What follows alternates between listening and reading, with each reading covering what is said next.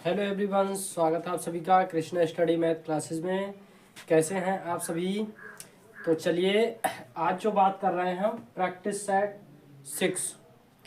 और इसमें हमें जो हमारा जो प्रैक्टिस सेट है, यानी जो हमारा सेट है वो 2022 का है। 2022 में ये पूरा पेपर आ चुका है। तो हम जो बात कर रहे हैं, तो आज हम 2022 का पेपर सॉल्व करा रहे हैं, क्योंकि जितने भी विगत क्वेश्चन हैं वो हमें प्रैक्टिस करना है और उन्हीं क्वेश्चनों में से हमारे जो क्वेश्चन है वो आएंगे। ठीक है। और देखिए, जो हमारी जो NCERT बुक है उसमें से बहुत सारे ऐसे क्वेश्चन हैं जो मैं आपके लिए 6 प्रैक्टिस सेट करा दी। 6 में से बहुत बार, काफ़ी बार क्वेश्चन वो रिपीट हो चुके हैं। तो इससे आपकी बहुत ही हेल्प मिलेगी। और हमने जो टारगेट है वो भी रखा है 70 में 70। तो इसी तरीके से आपका पूरा सिलेबस कंप्लीट हो गया होगा। तो अब जो बचा है हमारे पास, सिर्फ क्या बचा है, रिवीजन। तो वही रिवीजन हम जब तक आपका पेपर नहीं होते हैं तब तक हम कराते रहेंगे। ठीक है। तो डेली करा रहे हैं, वो भी पिछली वीडियो देख सकते हैं। और यदि आप आज से ही नए जुड़े हैं, कुछ बच्चे जो भी जुड़े हैं वो आज से ही तैयारी पे लग जाइए। पिछली वीडियो भी रिवीजन कर लीजिए और यहाँ से अगले की भी वीडियो को देखकर अपने प्रैक्टिस सेट से मजबूती और वो अपनी जो रिवीजन है वो और अपनी तैयारी है वो और बेहतर कर सकते हैं। ठीक है। तो चलते हैं, आज का जो पहला क्वेश्चन है वो क्या है। देखिए, ये क्वेश्चन तो जितने भी सेट कराए ना, सबसे पहले ये क्वेश्चन रखा हुआ मिला है। तो हम इस क्वेश्चन के क्यों मिस करें। तो इस क्वेश्चन में देखिए क्या पूछा गया है। इस क्वेश्चन में पूछा गया है समीकरण 5x² - 3x + 2 = 0 के मूलों का योग होगा। मूलों का योग पड़ा है। अब बच्चा गुमराह हो जाएगा, मूलों का योग होता क्या है। तो कोई भी प्रॉब्लम नहीं, घबराना नहीं है, बस आपको वीडियो को लास्ट तक देखना है। ठीक है। तो इसमें देखिए, सबसे पहले हमारी समीकरण क्या दी है।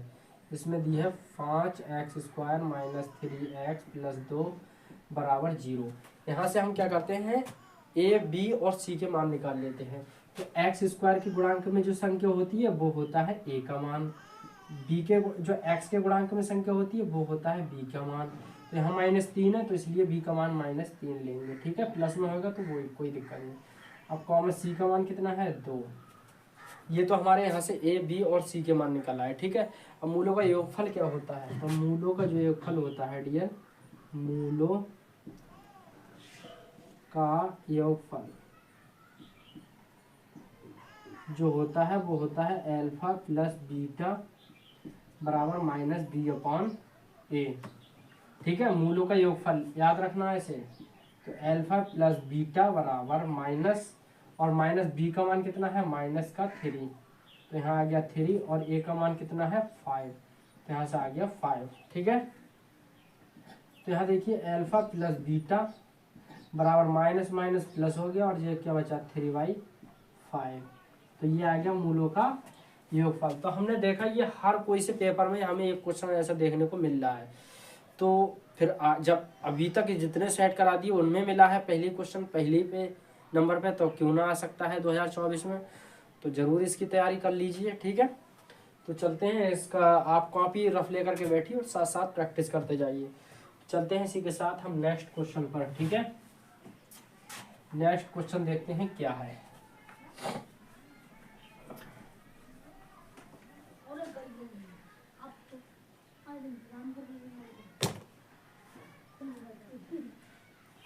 तो अगला जो क्वेश्चन है ख नंबर,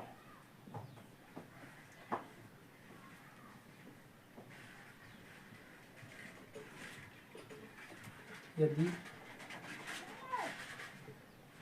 3 कॉटे बराबर 4 तो sec a का मान ज्ञात कीजिए। अगला जो क्वेश्चन है डियर वो है, यदि 3 cot a बराबर 4 तो sec a का मान ज्ञात कीजिए। ठीक है।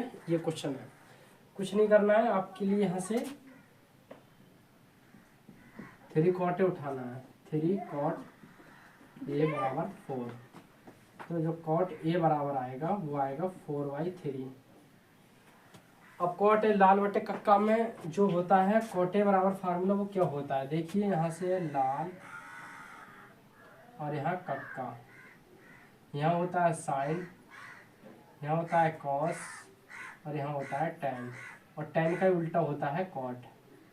ठीक है।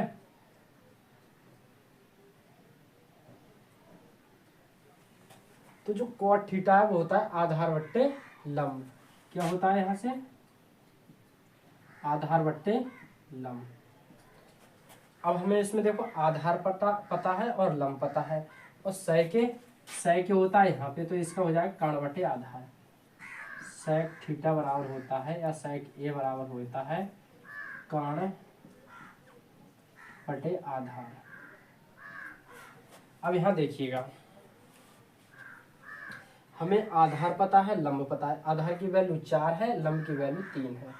हमें लेकिन कर्ण की वैल्यू नहीं पता है, तो कैसे ज्ञात करेंगे कर्ण की वैल्यू?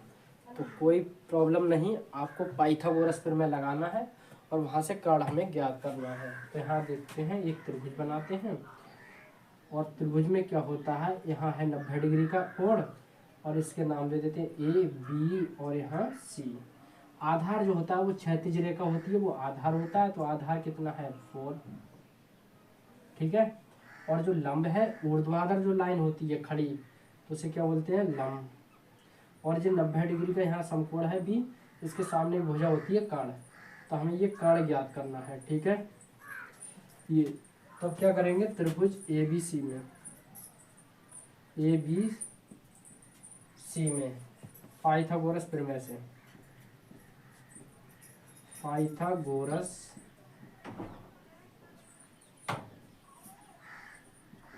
प्रमेय से डन।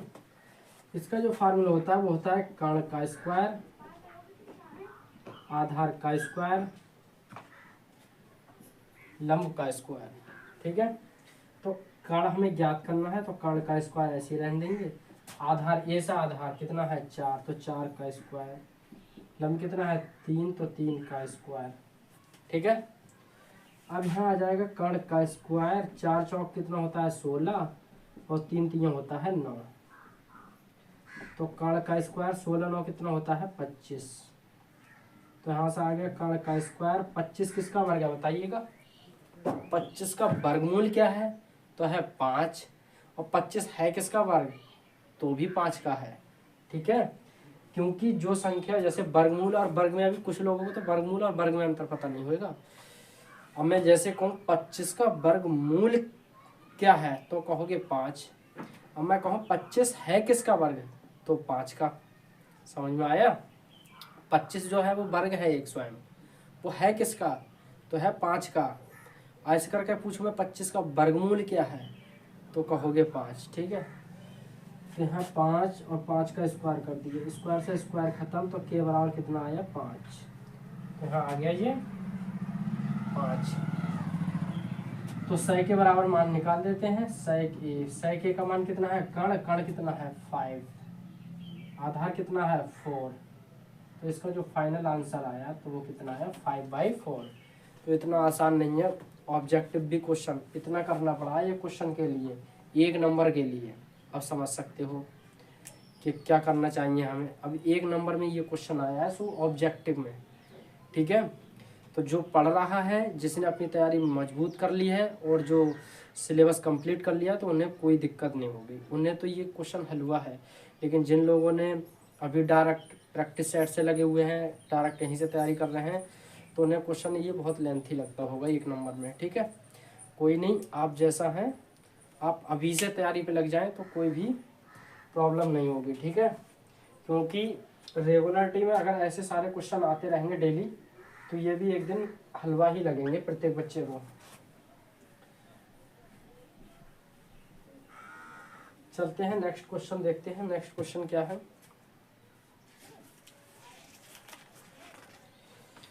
और भाई वीडियो को लाइक कर लो। यदि बहुत सारे बच्चे देखते हैं लेकिन लाइक वही आती हैं, ठीक है। तो इतनी मेहनत करते हैं तुम्हारे लिए, डेली सेट एक तैयार करना है बहुत कम समय में, वो भी फिर भी लाइक करने में कंजूसी करते हो तुम लोग।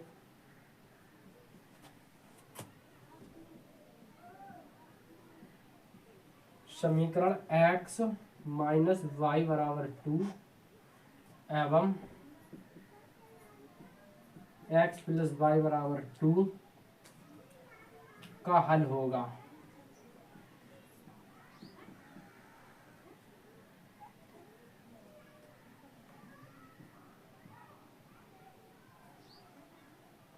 मतलब क्या पूछा गया है हमसे, एक्स और वाई का मान। तो इसमें क्या करेंगे, एक्स और माइनस वाई के लिए एक समीकरण नंबर 1 मान लेंगे और इसे 2 मान लेंगे। बस एक्स और वाई के मान निकाल लेंगे। यहाँ से लिखो, विलोपन विधि लगा देते हैं। यहाँ लिखोगे समीकरण 1 व 2 को जोड़ने पर,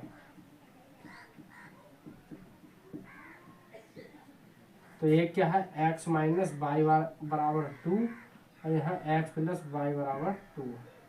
तो यहाँ से माइनस प्लस कट गई वाई और x कितना आया 2x और 2 2 कितना आया 4। तो x बराबर 4, जो x के गुणांक में संख्या बटे में गई 2, काटो से 2 एक कम 2, 2 दूनी 4, तो x बराबर कितना आया 2।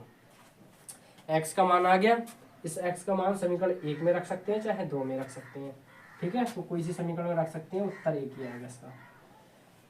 तो यहाँ लिखेंगे x बराबर 2, या ऐसे लिख लेंगे x बराबर 2, या ऐसे लिखो सीधे, x का मान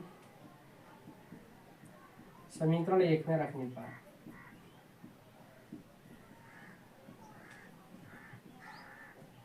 तो ये क्या है, x माइनस वाई बराबर 2, ठीक है। तो यहाँ से क्या करोगे, माइनस वाई बराबर 2 माइनस 2, तो माइनस वाई बराबर 2 और यहाँ से x भेजेंगे ना, यहाँ आ गई x। अब यहाँ से क्या करते हैं, x का मान रख देते हैं -2। अब यहाँ से माइनस और प्लस के 2 कट गए, तो y बराबर माइनस के y बराबर 0, तो y बराबर 0। हमारे जो इसके मान आए वो क्या निकल के आए, x बराबर 2 और y बराबर 0। तो इसका फाइनल आंसर ये हो गया, एक आया x बराबर 2 और y बराबर 0। तो क्वेश्चन का इस द राइट आंसर क्या हुआ, x बराबर 2 और y बराबर 0, ठीक है। Okay done.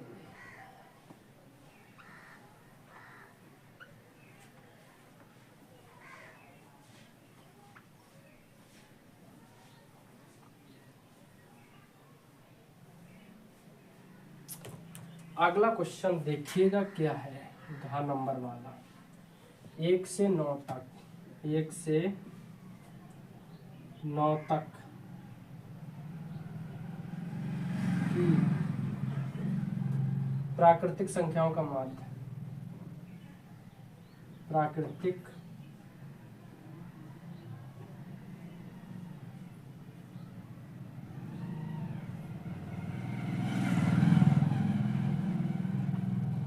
मैंने देखिए बहुत सारी वीडियो बना चुका हूँ, यानी अब समझ सकते हैं सेट 6 चल रहा है, तो हर सेट के 2-2 3-3 पार्ट होंगे, ठीक है। एक पार्ट में तो पूरा सेट हो नहीं पा रहा है, तो 2-2 3-3 पार्ट हैं। तो ये क्वेश्चन कई बार आ चुका है, तो क्लियर हो गया होगा, नहीं हुआ है तो आइए चलिए ऐसे क्वेश्चनों को कैसे उड़ाते हैं।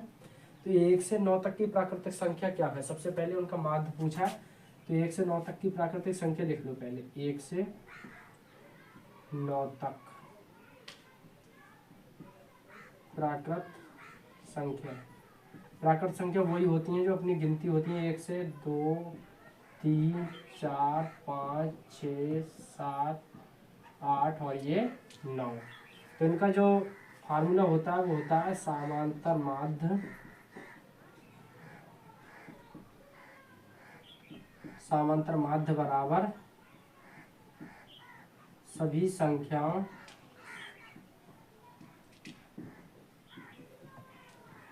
का योगफल बटे कुल संख्याएं।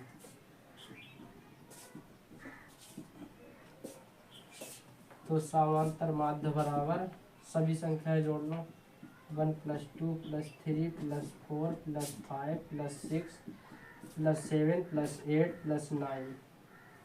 टोटल संख्याएं कितनी है, 9। इन नंबरों को जोड़ लो, कितने नंबर हो रहे हैं, 2 और 1 3, 3 3 6, 6 4 10, 5 15, 6 21, 7 28, 28 8 36 और 9 कितना हुआ, 45। कितना हुआ, 45 और बट्टे 9। 9 से डिवाइड कर दीजिए, भाग कर दीजिए, कितना बार जाएगा, 9 1 9 18 9 3 17 9 4 36 9 पंजे 45, तो 9 पंजे 45, तो यहाँ 9 1 9 9 पंजे 45। तो जो समांतर माध्य आया निकल के वो कितना आया, 5। तो क्वेश्चन का राइट आंसर क्या हुआ? 5। ठीक है, अब कर सकते हैं ऐसे क्वेश्चनों को, वैसे भी और भी क्वेश्चन कराएं इस तरीके से, तो आपका जो बेस है वो क्लियर हो गया होगा। ठीक है, तो चलते हैं इसी के साथ नेक्स्ट क्वेश्चन पर।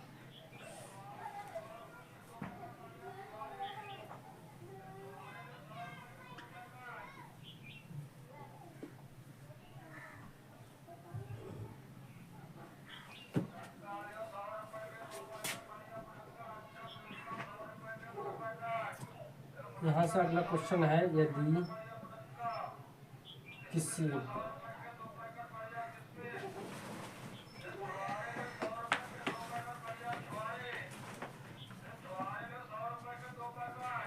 यदि किसी बारंबारता बंटन का माध्य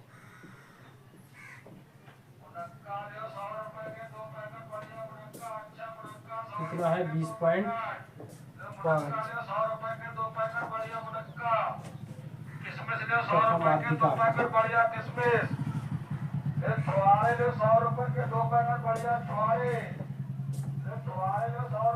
बीस है, तो उसका बहुलक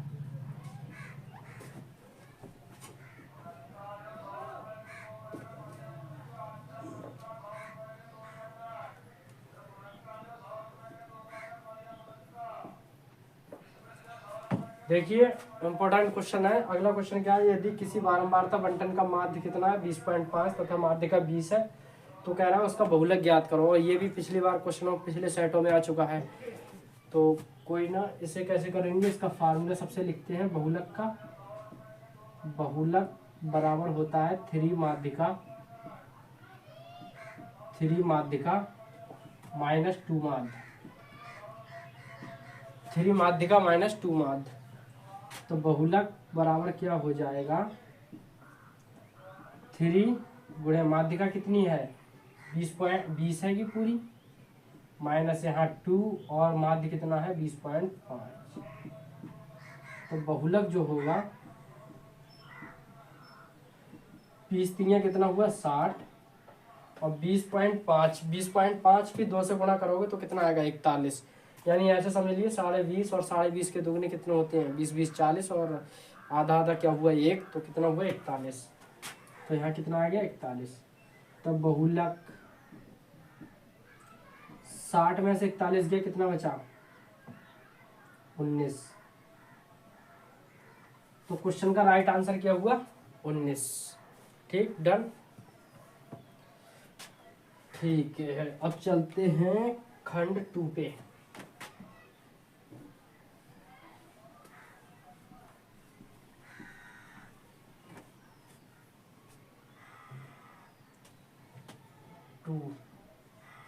सभी खंड कीजिए, इसमें भी सभी क्या है? सभी खंड हमें करना है। तो अगला क्वेश्चन है, यदि 27, 23 x-4 x+4 15 और 3 और 7 का माध्य कितना है? 15 हुआ। तो x का मान पूछा गया है, x का मान। ठीक है, किसका मान पूछा गया है? x का। तो देखिए हमें जैसे पहला क्वेश्चन करा था माध्य वाला 1 से 9 प्राकृत संख्या, उसी प्रकार से करना है। तो इसमें देखिए हमें फार्मूला क्या लगाना है? समांतर माध्य।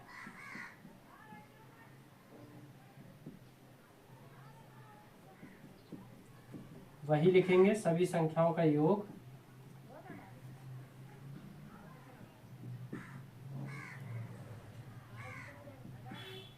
बटे कुल संख्याएं।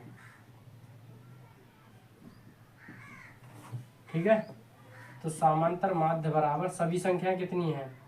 27 + 23 + x-4 + x+4 + 15 + 3 + 7, और कुल संख्या कितनी है जे? 1 2 3 4 5 6 7, कितनी है? 7, लेकिन यहाँ याद रखो समांतर माध्य दिया है कितना 15, तो यहाँ लिखेंगे हम 15। ठीक है, अगली लाइन चलते हैं।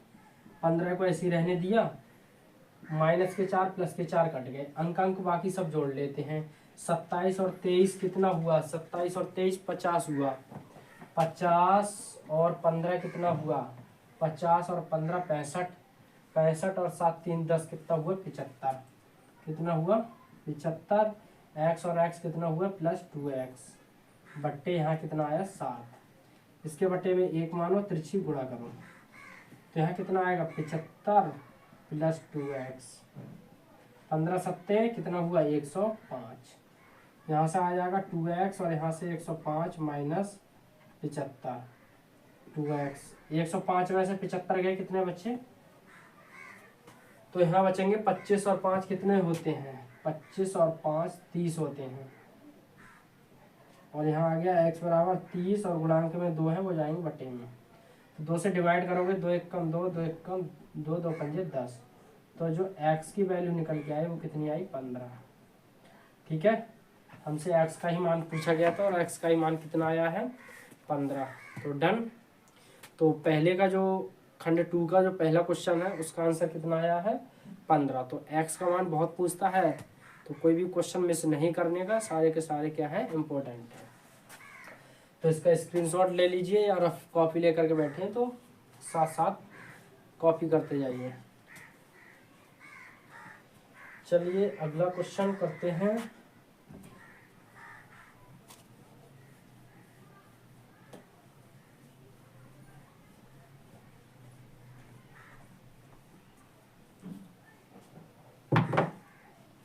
अगला क्वेश्चन है, एक मीनार की ऊंचाई, एक मीनार की ऊंचाई 20 मीटर है। एक मीनार की ऊंचाई कितनी है 20 मीटर है। जमीन पर बनने वाली इसकी छाया की लंबाई, जमीन पर बनने वाली छाया की लंबाई कितनी है 20√3, 20√3 मीटर है। सूर्य के उन्नयन कोण ज्ञात कीजिए।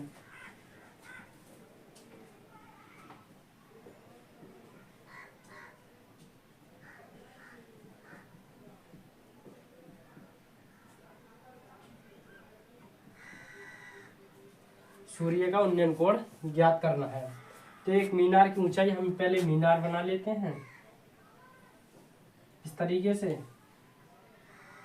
और इसकी ऊंचाई कितनी है 20 मीटर है, और इसका आधार जो है वो कितना है 20√3, और इसका जो उन्नयन कोण है वो कितना बनना है θ डिग्री, A और B और यहाँ C। ये मीनार का शिखर मान लो।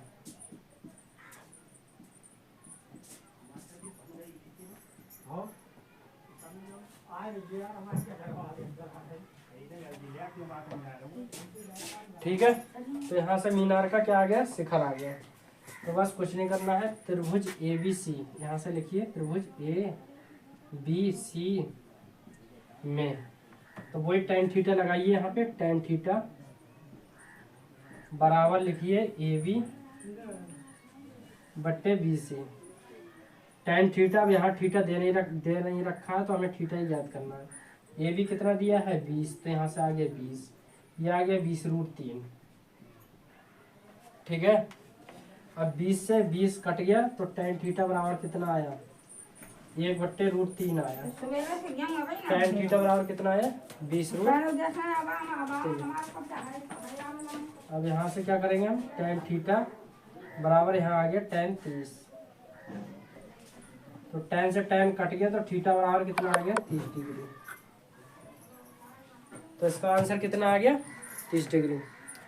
तो चलो आज का जो सेशन है वो यहीं समाप्त होता है, बाकी इस सेट के लिए अगली वीडियो में कराया जाएगा।